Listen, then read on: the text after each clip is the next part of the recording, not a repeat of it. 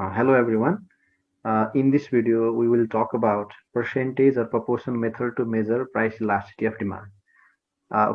योभन्दा पहिलो भिडियोमा हामीले प्राइस इलास्टिसिटी अफ डिमान्डको मिनिङ हेऱ्यौँ, त्यसको डिफ्रेन्ट टाइप्सहरू हेऱ्यौँ अथवा degrees of price elasticity of demand measure गऱ्यौँ।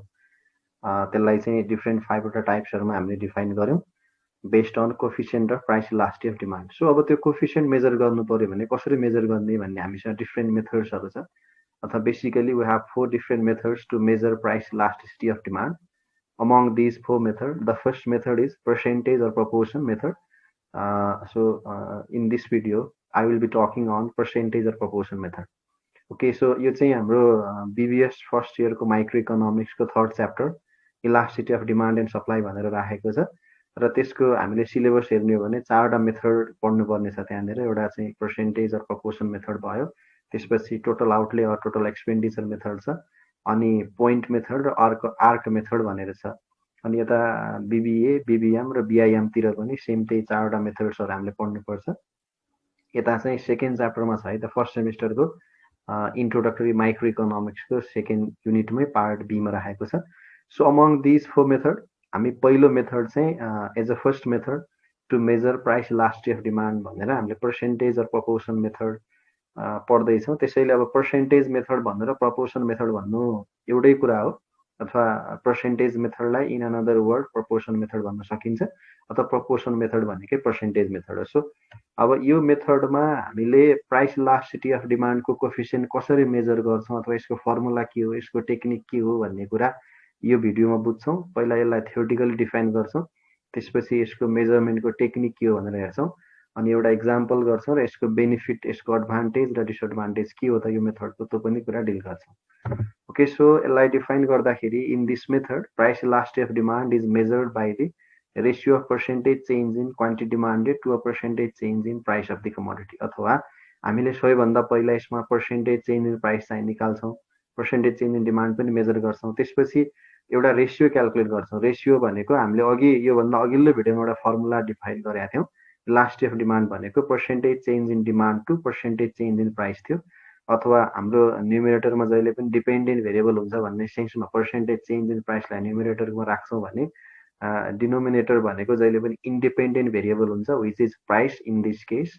So percentage change in demand by percentage change in price. So यसरी if we are able to measure the percentage change in price and percentage change in demand, then we have to divide percentage change in demand by percentage change in price to calculate the coefficient of price elasticity of demand under percentage or proportion method.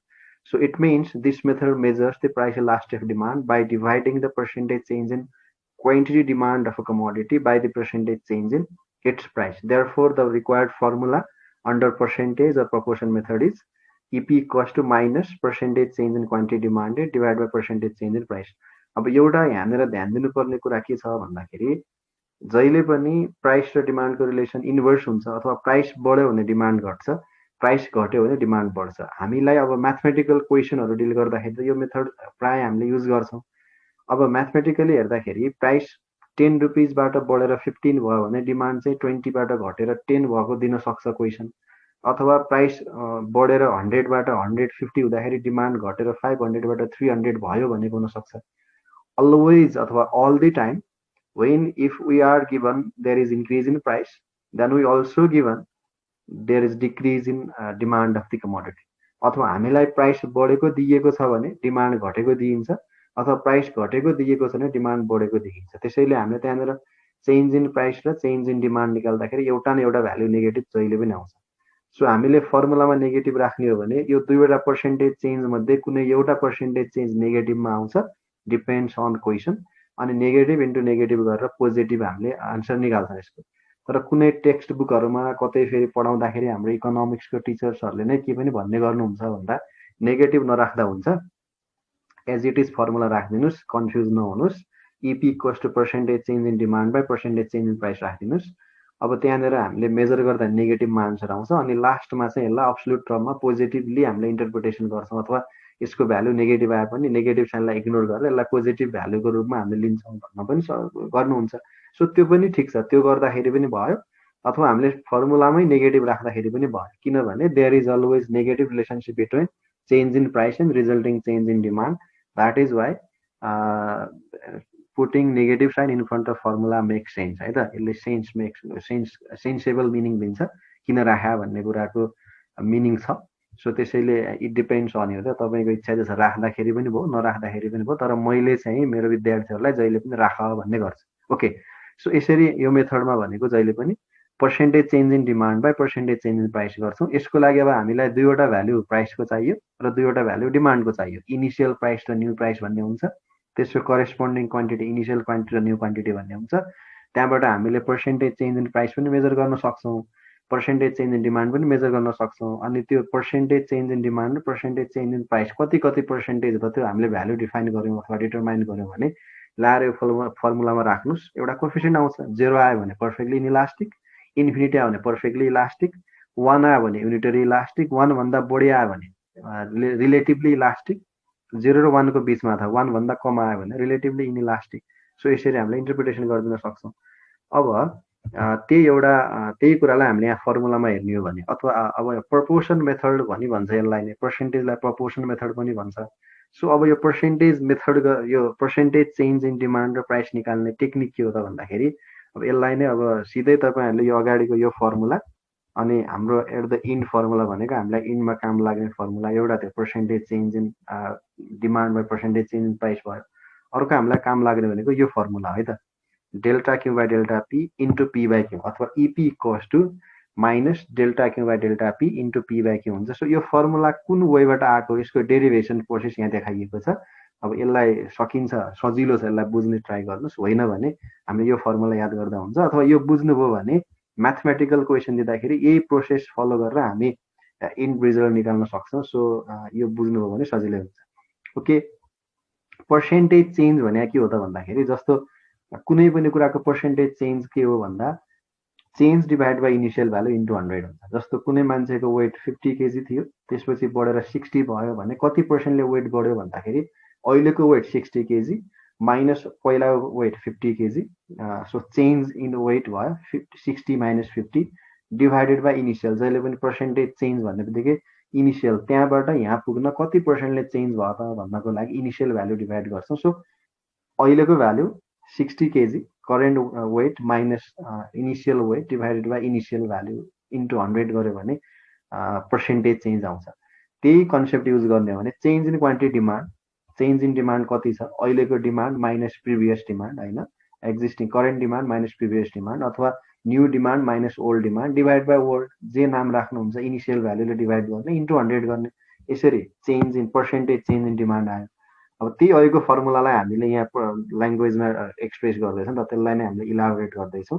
अनि percentage change in price भने के हो change in price divide by initial price into 100 so यसरी percentage change in price आउँछ अब यसलाई हामीले mathematically अथवा यसलाई चाहिँ यो ल्याङ्ग्वेजको फर्मलाई चाहिँ हामीले यो म्याथमेटिकल नोटेसनमा कन्भर्ट गर्ने हो भने Q1 भनेको अहिलेको क्वान्टिटी माइनस Q भनेको initial quantity divided by Q into 100 यो चाहिँ percentage change in quantity demand आयो अनि पर्सेन्टेज चेन्ज इन प्राइसको लागि P1 new price minus P initial price divided by P यो चाहिँ इनिसियल प्राइस हुन्छ इन्टु 100 यसरी पर्सेन्टेज चेन्ज इन प्राइस आउँछ अगाडि अब फर्मुलाको यो माइनस साइन भनेको यो त हाम्रो एज इट इज भइ नै हाल्यो so which is equals to अब 100 लाई हामीले कट गर्ने हो भने डेल्टा क्यू बाई अब यो Q1 माइनस क्यू भन्नु नै के हो डेल्टा क्यू हो फेरि यसलाई हामीले के भन्छौँ चेन्ज इन क्वान्टिटीलाई डेल्टा क्यूले रिप्रेजेन्ट गर्छ यसले डिनोट गर्छौँ डिभाइडेड बाई क्यू अनि डेल्टा पी भनेको new price minus initial price हो change in price is represented by delta P which is delta P divided by P so यसलाई हामीले अब सिम्प्लिफाई गर्ने हो भने negative delta Q by Q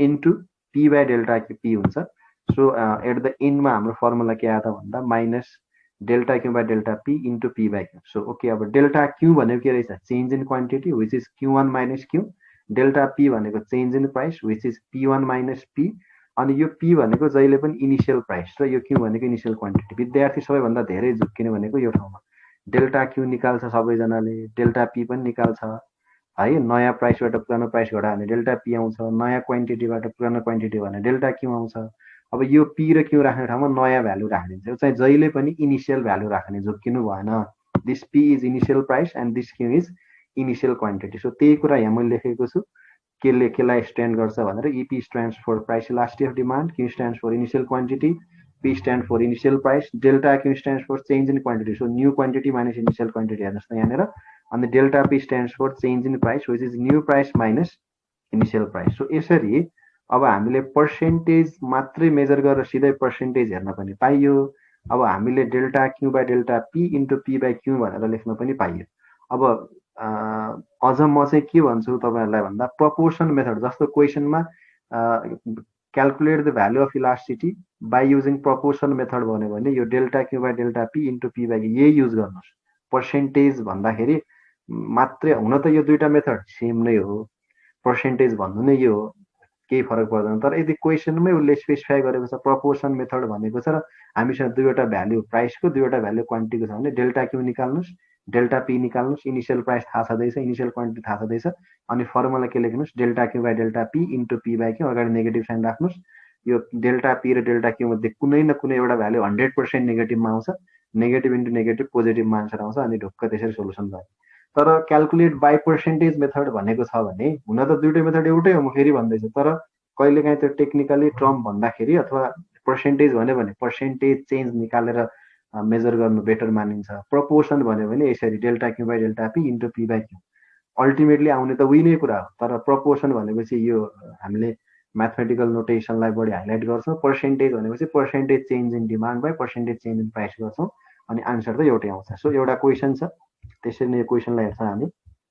okay, for example the price of commodity falls from 50 to 40 and the quantity demanded increases from 100 units to 150 units. Now calculate coefficient of price elasticity of demand by number A using percentage method, number B using proportion method. Okay, मैले अघि भने जस्तै यहाँ के भनेको छ percentage र proportion method भनेको रहेछ।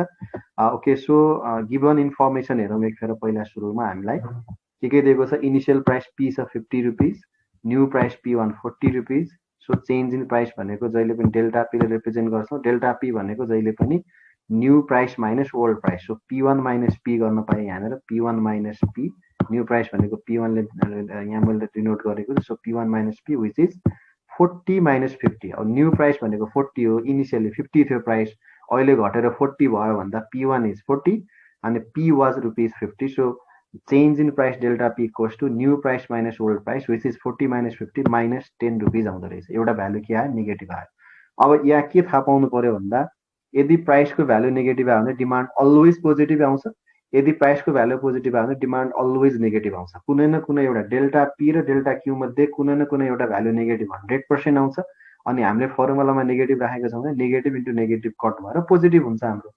अनि यसलाई नै पर्सेन्टेज चेन्ज हेर्ने भने पनि एउटा न एउटा पर्सेन्टेज चेन्ज 100% नेगेटिभ आउँछ। Okay, so initial quantity Q 100 unit छ, न्यू क्वान्टिटी Q1 150 छ। सो चेन्ज इन डिमान्ड त चेन्ज इन क्वान्टिटी भन्यो भने डेल्टा क्यू यो चाहिँ 150 माइनस 100 50 युनिट छ, 50 युनिट छ। अब 50 युनिट्स भनेको चेन्ज इन डिमान्ड भयो, रुपिज 10 भनेको चेन्ज इन प्राइस भयो, प्राइस चाहिँ -10 नेगेटिभ छ भने डिमान्ड पोजिटिभली आइरहेको छ। मैले अघि भने जस्तै एउटा नेगेटिभमा आउने बित्तिकै अर्को भ्यालु पोजिटिभमा आउँछ।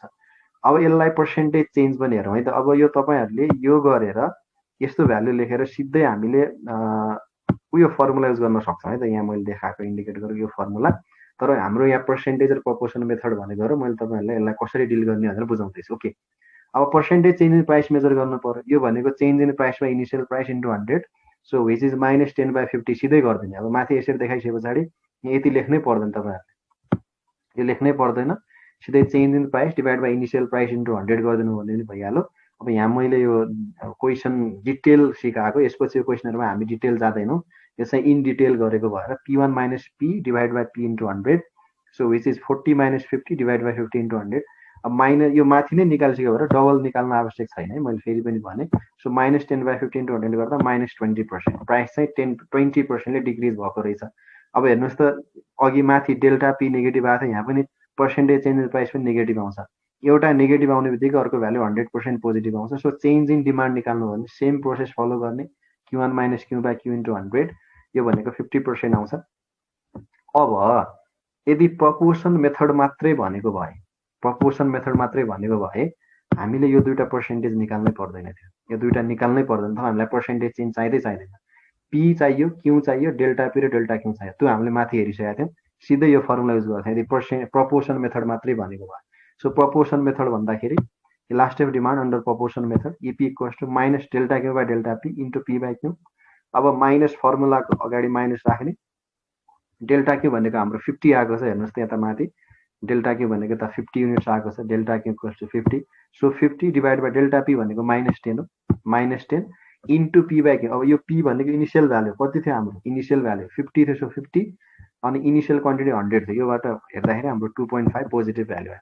अब पर्सेन्टेज मेथड भन्यो भने त सिधै negative percentage change in demand by percentage change in price. अब यो माइनस अगाडि साइन आउँछ, 50% हाम्रो यहाँनिरको यो क्वान्टिटी डिमान्ड भइहाल्यो, अनि प्राइस चाहिँ -20% छ, डिभाइडेड बाई -20 गर्दा 2.5। अब हेर्नुहोस् त फर्मुला जुन मेजर गरे पनि हाम्रो आन्सर एउटै आयो। तर मैले यहाँ के भन्न खोजेको भन्दाखेरि यदि पर्सेन्टेज मेथड भनेको छ भने कम्पलसरी पर्सेन्टेज चेन्ज निकाल्नुहोस् प्राइस र डिमान्डमा दुइटै। अनि प्रपोर्सन भनेको छ भने you don't need to calculate percentage change, के मात्र थाहा पाउनु पर्यो, initial price new price change in price, initial demand new demand change in demand. So यसरी हामीले जुन मेथड भन्यो जसरी भन्यो त्यसरी हामीले मेजर गर्न सक्छौँ। ओके, अब यो अर्को यसको अलिकति रिमेनिङ पार्ट के छ भन्दाखेरि अब यो ब्याचलर लेभललाई मैले टार्गेट गरेको भएर कहिलेकाहीँ सोधिदिनु सक्छ एडभान्टेज के छ यसको भन्दा सबैभन्दा पहिला it gives the precise value of price elasticity of demand. Accurate value आउँछ कि यसको, हामीलाई कुनै कन्फ्युजिङ भ्याल्यु आउँदैन, एक्युरेट भ्याल्यु आउँछ। कि त 0 आउला, कि त इन्फाइनाइट आउला, कि त 1 आउला, कि त 1 भन्दा बढी आउला, कि त 1 भन्दा कम आउला, कुनै न कुनै एउटा भ्याल्यु आउँछ नै। So the larger the value it in यदि लार्जर भ्याल्यु आयो भने the larger value indicates demand is more sensitive to change in price and the smaller value indicates that demand is less sensitive to change in price. एउटा accurate value आउँछ, धेरै value आयो भने हाम्रो demand चाहिँ धेरै चेन्ज हुने खालको छ, इलास्टिक डिमान्ड छ भनेर बुझ्ने भयो। यदि भ्याल्यु कम आयो भने इनइलास्टिक छ भन्ने भयो। इनइलास्टिक भन्नुको मतलब लेस सेन्सिटिभ छ, इलास्टिक छ भन्नुको मतलब हाइली सेन्सिटिभ छ, अथवा प्राइस थोरै बढ्यो भने डिमान्ड धेरैले बढ्छ है, प्राइस सेन्सिटिभ रहेछन् त्यहाँको मान्छेहरू भनेर बुझ्छ हामीले। अथवा प्राइस बढ्दाखेरि डिमान्ड थोरैले मात्रै बढ्छ, मान्छेले प्राइस भन्दा पनि अरू फ्याक्टरले उनीहरूको डिमान्ड बढ्दो घट्दो रहेछ, अथवा कुनै पनि कम्युनिटीको कुनै पनि सोसाइटीको डिमान्ड चाहिँ त्यो एरियामा जति पनि प्राइस भए पनि उनीहरूले डिमान्ड चाहिँ गरिहाल्छ, अरू चिजले उनीहरूको डिमान्ड घटबड हुन्छ भन्ने लाग्छ, त्यो बेला इनइलास्टिक अथवा coefficient of price elastic of demand चाहिँ कम आउँछ। सो कम्युनिटी प्राइस सेन्सिटिभ छ कि छैन भन्ने कुरा पनि हामीले यो इलास्टिसिटीको कोफिसिएन्ट मेजर गरेर डिसाइड गर्न सक्छौँ। एउटा यो भयो प्रिसाइज भ्याल्यु आउँछ अथवा हाम्रो एक्युरेट भ्याल्यु आउँछ, त्यो भ्याल्यु बढी आयो भने इलास्टिक डिमान्ड, थोरै आयो भने इनइलास्टिक डिमान्ड। अथवा हाम्रो यो क्राइटेरिया के छ भन्दा 1 भन्दा धेरै आयो भने इलास्टिक डिमान्ड, हामीले अघि टाइपमा पनि पढाए जस्तै अस्ति क्लासमा। अनि 1 भन्दा कम आयो भने इनइलास्टिक डिमान्ड, 1 आयो भने युनिटरी इलास्टिक, 0 आयो भने इनइलास्टिक, इन्फिनिटी आयो भने पर्फेक्टली इलास्टिक। अब अर्को यसको एडभान्टेज, सो एउटा चाहिँ वान अफ द एडभान्टेजेसमा यो एउटा भयो। अर्को चाहिँ this method does not depend on the units of measurement of quantity demand, अथवा हाम्रो क्वान्टिटी डिमान्ड जेसुकै होस् यसलाई मतलबै भएन, इनिसियल भ्यालु चाहियो, न्यू भ्यालु चाहियो, पर्सेन्टेज चाहियो, अथवा डेल्टा क्यू चाहियो, अथवा पर्सेन्टेज चेन्ज इन डिमान्ड चाहियो। वेट होस् कि लिटरमा होस् कि केजीमा होस् कि अथवा होइन, जस्तो whether it is KG of rice or litres of petrol, जे भए पनि हामीलाई मतलब भएन, हामीलाई इनिसियल भ्यालु र न्यू भ्यालु चाहियो, त्यहाँबाट चेन्ज भए पुग्छ हामीलाई। यो यही मेथडमा यही युनिटमा हुनुपर्छ, मेजरमेन्टको युनिट यही चाहिन्छ भन्ने यसलाई कुनै पनि त्यस्तो रिक्वायरमेन्ट छैन।